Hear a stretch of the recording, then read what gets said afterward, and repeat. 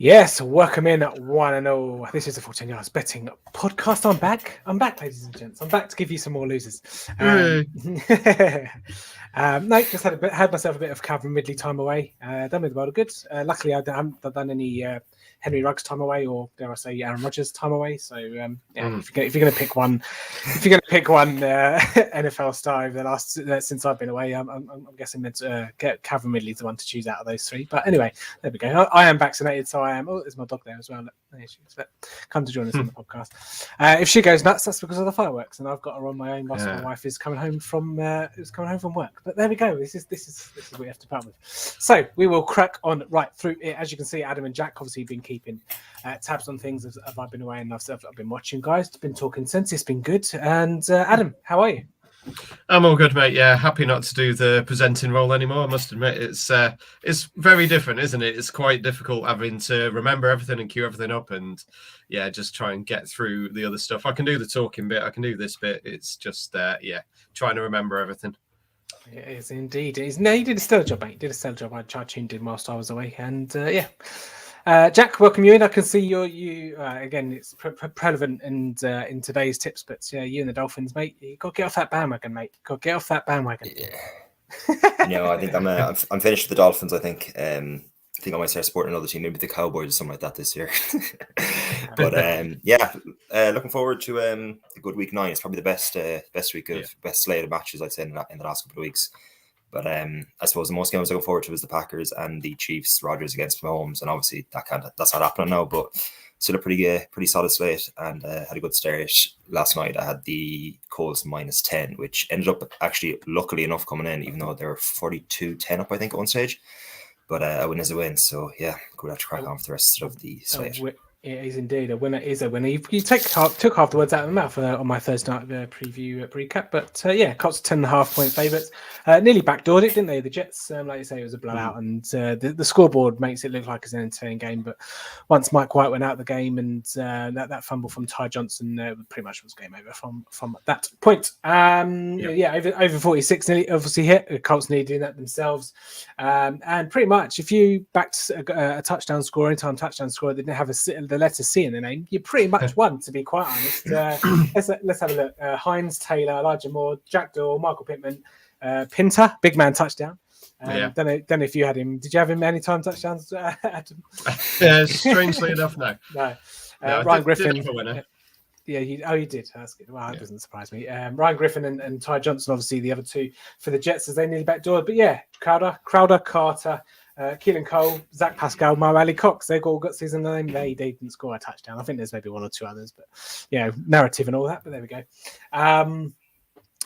Colts win against the spread. Let's get into week 9 then, folks. Let's get into handicaps as we always do. Jack, we'll start with you. I've gone with the Chargers -1.5 against the Eagles. To be honest, when I seen that, I actually thought it was a misprint. I couldn't believe it was 1.5 points. I'd have the Chargers as maybe a top 10, top 12 team in the NFL, and the Eagles, I wouldn't even have them in the top 20. The home and away situation with the Chargers is kind of irrelevant. They're pretty much the same team. Their support isn't great, even at home. So, just 1.5. I was expected to be maybe 6.5, 7. The only thing I'm thinking of is the Chargers' rush defense is poor, and Miles Sanders could have, is Miles Sanders playing? I think he is. No. Boston Scott and Boston Scott, Jordan Howard, Kenneth Gainwell, Corey Coleman, and all the rest of them. Wendell Smallwood, all the boys. I'd be afraid that they could take over the game just from a rushing perspective, but.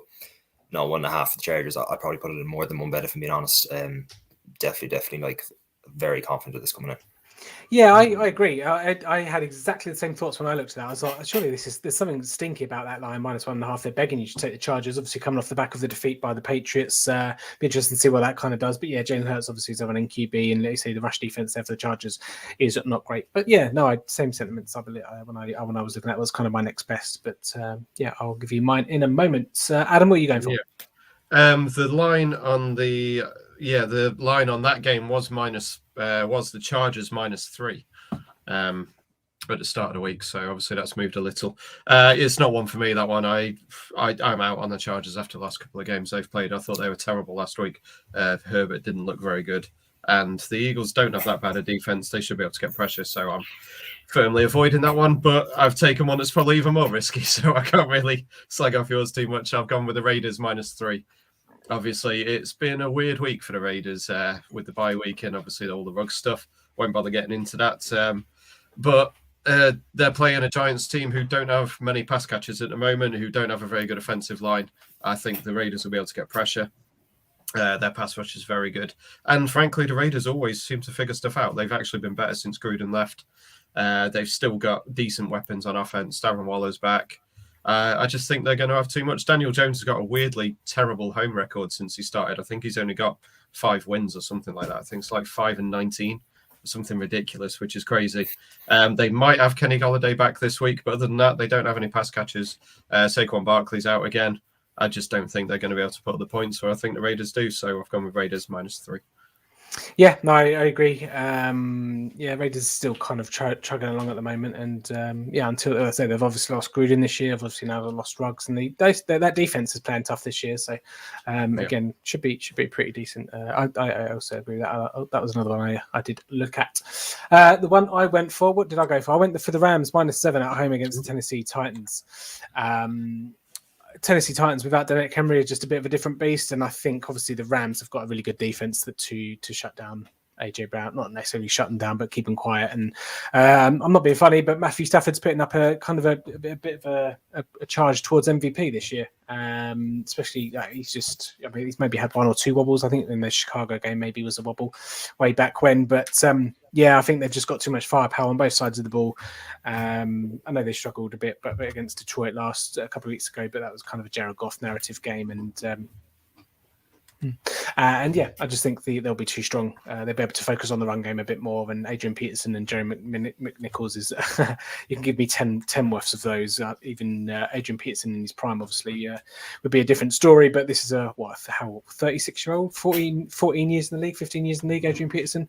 Give me the Rams to kind of shut the Titans down a little bit and keep storming towards the NFC West title. Yep. Can't argue with that.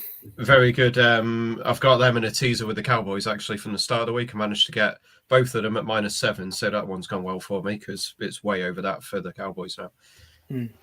Yeah, leaving the Cowboys alone this week could be a funny game, that one. But we shall see. Okay, let's move on. Let's move on then to totals. Adam, start with you. Yeah, I actually had a winner on the totals last week. The Browns and the Steelers being terrible on offense.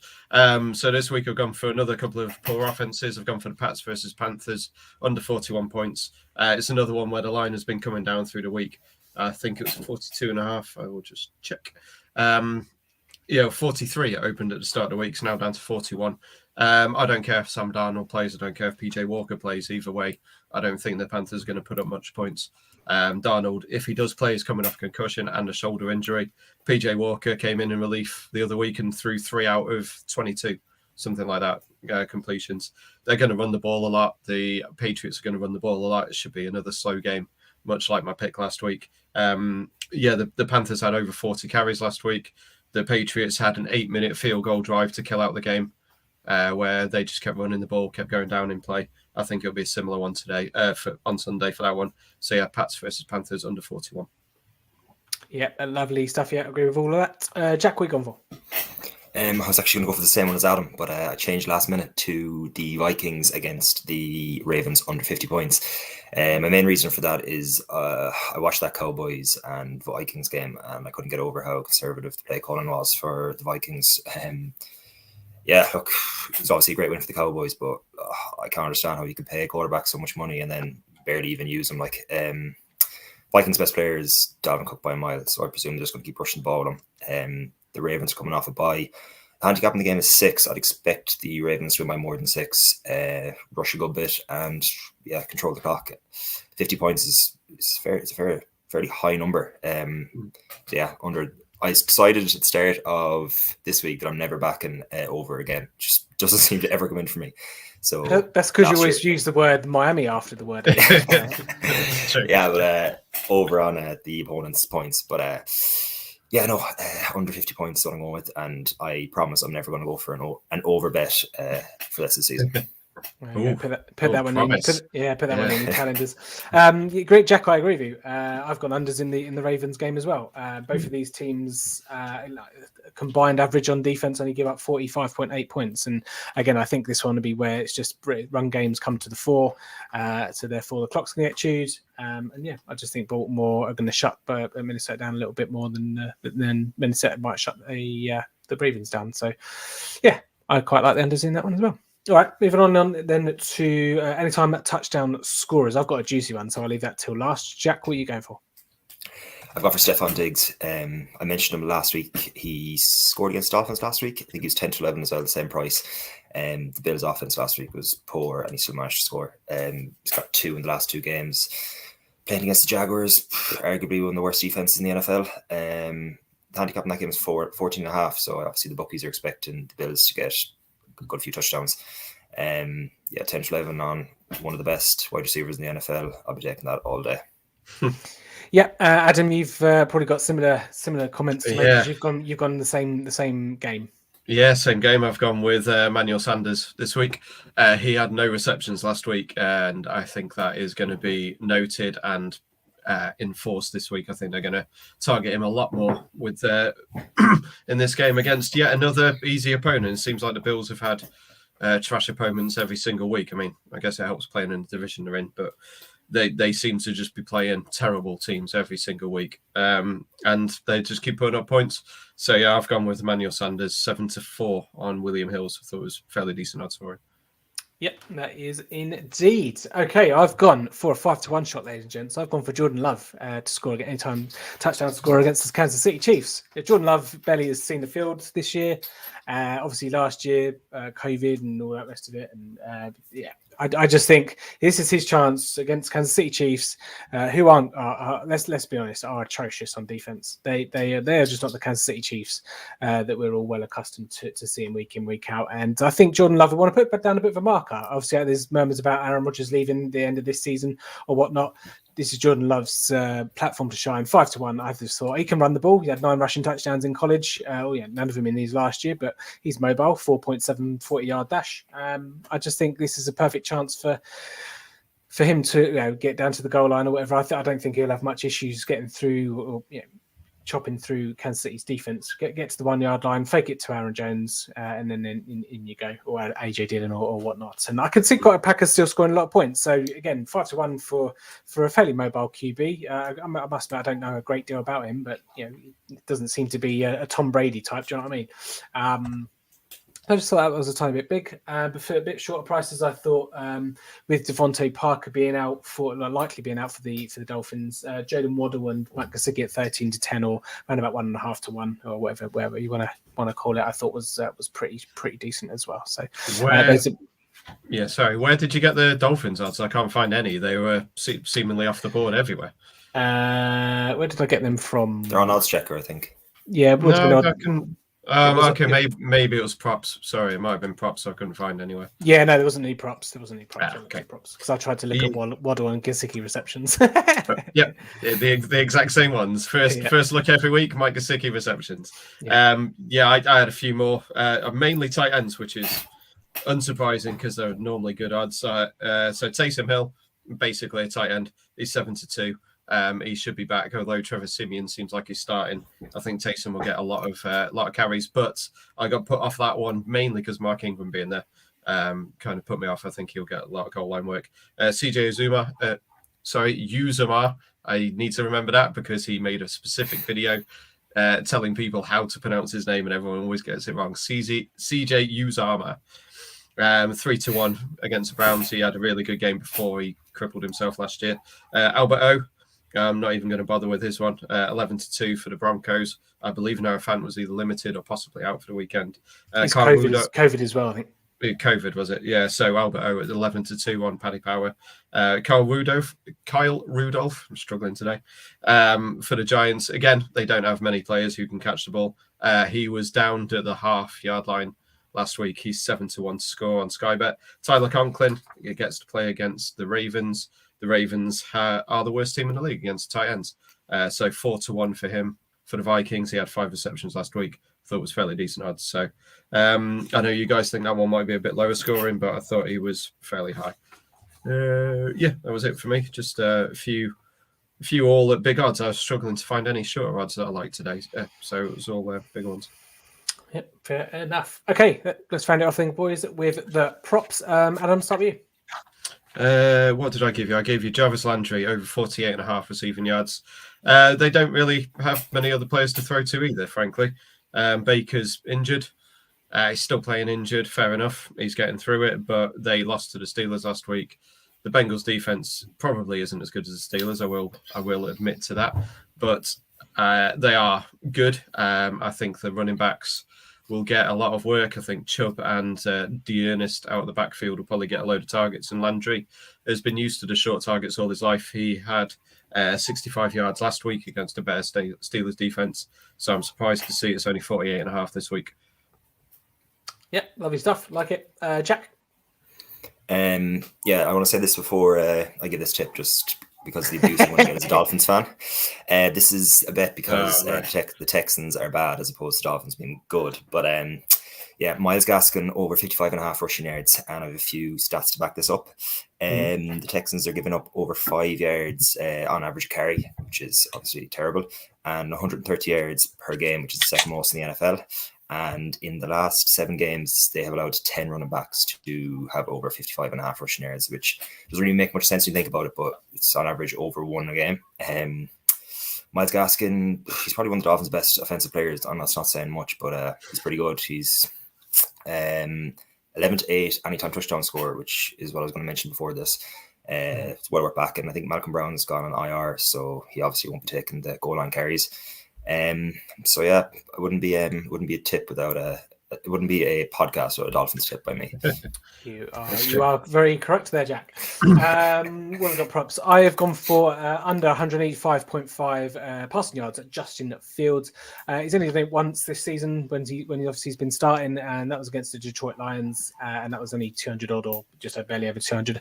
And he's just not going to get going this season. He's not going to do it through the air. Pittsburgh Steelers defense has improved quite a lot since the start of the season. Like I say, you saw them, shut down whoever it was last week, the Browns, wasn't it? And I just, Justin Fields, you saw that wonder play with his legs where he probably did the zigzag the field twice to get into the end zone. It's all about his feet for him. And I think the Pittsburgh Steelers will be shutting Justin Fields down through the air. So 185.5, above average defense. And like I say, he's only gone above it once this season. So pretty straightforward. As much as I'm a Justin Fields lover, it's just that's head over heart, that one. But not this year.